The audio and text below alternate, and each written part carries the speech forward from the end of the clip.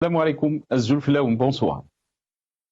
L'Algérie nouvelle qui ne cesse de nous étonner dans sa déliquescence et sa médiocrité. Les nations vivent des crises cycliques, se remettent en cause et rebondissent. Quant à nous, tout va très bien. Monsieur Tebboune, circulez. Il n'y a rien à voir. Et pourtant, c'est Monsieur Tebboune qui a déclaré auparavant que l'année 2022 sera l'année du décollage économique. Et l'année 2023 sera celle de l'adhésion aux BRICS. Le jeudi le 24 août dernier tombe la terrible nouvelle du recalage de l'Algérie par les BRICS. Oui, effectivement, le chef de l'État l'avait promis, il en avait fait même son cheval de bataille jusqu'à élever Poutine au même rang que celui de Mère Teresa dans ses rapports avec l'humanité.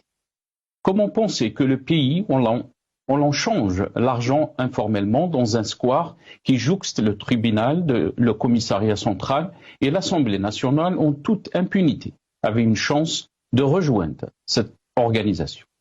De quelle manière expliquer aux autres membres que des dizaines de milliers d'entreprises d'importation avaient fermé leurs portes suite à des décisions bureaucratiques mettant des centaines de milliers d'employés au chômage? Par quelle dynamique une entreprise d'un pays membre pourrait s'installer s'il fallait détenir une importation, une autorisation pour importer? Comment garantir les investissements étrangers avec une administration instable et inconséquente? Que dire d'un système bancaire moyenâgeux? L'économie étant calminée et le pays avec. Toute la propagande officielle n'y pourra rien contre cette réalité que les chancelleries et le peuple connaissent. Madame Saïda Narza, la présidente de la Confédération des entreprises algériennes, a écrit dernièrement à M. Tebboune en attaquant le gouvernement sur sa gestion économique et sociale. Madame Narza considérée comme une proche du pouvoir, espérait faire bouger les choses, mais son initiative semble s'être retournée contre elle. Par une attaque sans précédent dans un article publié par la PS titré « Lettre de Saïda Narza contre le folklore investit l'économie ». Et on peut lire Madame Narza est soutenue par ce même refus de changement. Et cette obsession maladive des forces de l'argent sale qui ne veulent pas baisser les bras.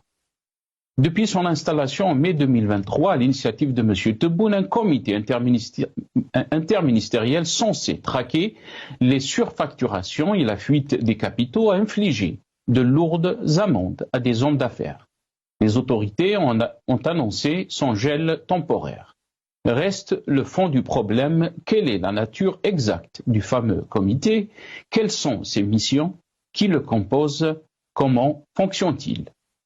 Saïda Narza est sortie de son silence pour adresser une mise au point à l'opinion publique algérienne dans laquelle elle présente surtout ses excuses à la suite des propos prononcés dans son enregistrement sonore adressé à Samir Gaïd, le directeur général de l'APS.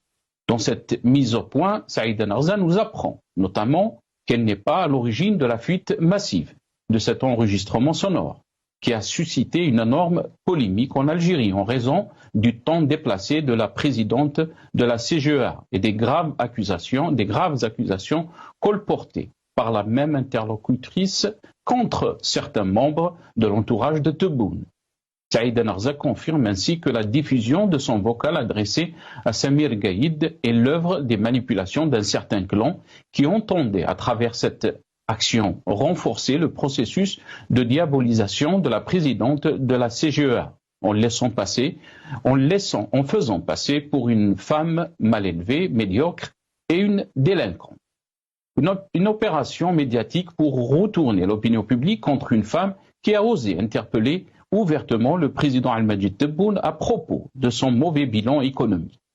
Cette opération anti-Saïda Narza a fini par dévoiler les véritables intentions d'un certain clan qui ne recule devant rien pour étouffer la moindre parole critique ou contestataire, quitte à instrumentaliser les institutions de l'État. Ce sont les mêmes pratiques décriées par le Hirak durant l'ère Bouteflika. Les mêmes pratiques qui ont mené à la chute du clan Bouteflika en 2019. Le mépris ostensible du droit et la dignité sans cesse piétinée des Algériens et des Algériennes et des Algériens œuvre sur des perspectives désastreuses. L'orientation absurdement répressive imposée par le régime qui accule la société au désespoir exacerbe les contradictions du régime en accentuant les nombreux clivages et conflits d'intérêts au sommet. Le tout répressif dans un tel contexte de dégradation de l'ensemble des indicateurs socio-économiques traduit avant tout l'aveuglement antinational du régime et l'ambiance de panique qui règne au sommet.